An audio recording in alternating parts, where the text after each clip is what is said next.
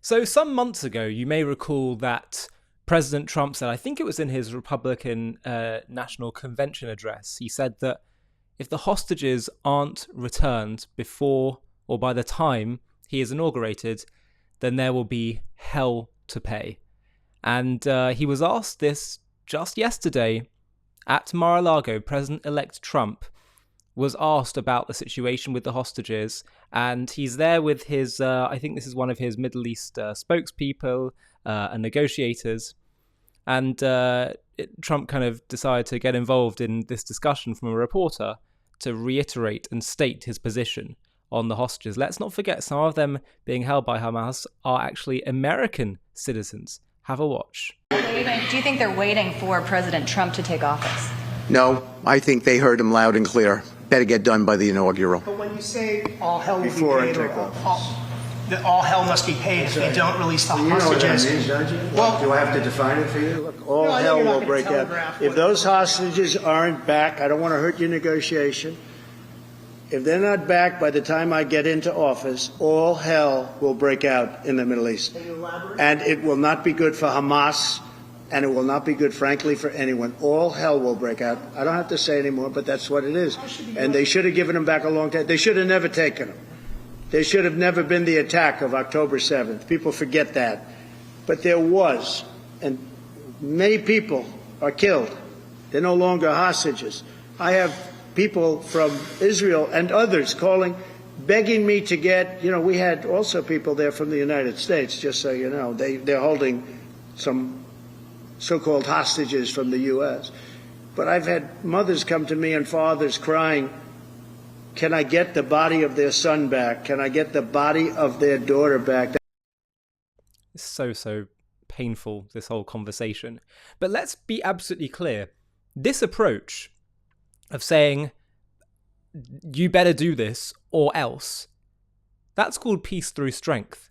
We've seen under the current administration, the Biden administration, there was too much of, we've got to go for ceasefire, we've got to go for de-escalation, let's try and reach a deal, all this kind of stuff.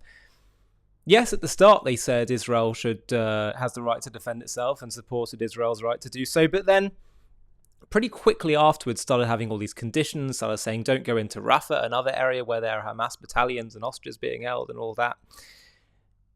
Judaism, the Torah teaches that the way you defeat an enemy is through strength. You don't try and negotiate with them. That just empowers them. They do something, now they can negotiate with you and get something out of you. You're telling them to do more of that.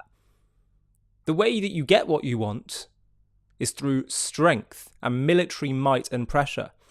So Trump has the exact right approach here. Again, whatever you may think about him in all kind of other areas of life, let's just focus on the specifics of this policy and this strategy.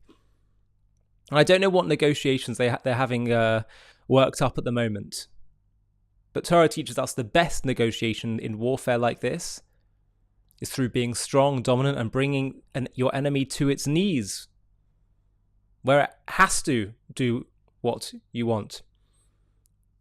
As I say, I don't know what their plans are, but we have learned in Israel's history, and longer than that, and world history, that if negotiations are going to involve giving concessions that could threaten our security, such as releasing Palestinian murderers and similar such security endangering decisions, this sets a very bad precedent. It seems to me that it's not something that Torah morality would encourage, because suddenly you end up holding all of Israel hostage. As painful as it is, as much as I pray every single day for the hostages that God bring them home immediately, protect them from rape, pain, mutilation, injury, abuse, suffering, or death, and for our soldiers, by the way, who, God forbid, could get captured or something like that. But doing things, rescuing them, that can endanger more lives, lead to more blood being spilled, and set a precedent that tells your enemy that if you attack us and then try to negotiate to get more of your people out of prison, and we'll tell them then that it works. So you incentivize them to do more. You create a kidnapping industry. So if the price is too high, It's a problem. You know, when Gilad Shalit was released, he was released for 1,000 Palestinian prisoners. One of them was Yahya Sinwar. Of course, we're all delighted Shalit got released, but we have to be aware of the blood that can be spilled when releasing evil people. So the approach that Torah teaches us is strength, peace through strength, getting your way, getting what you're able to through strength.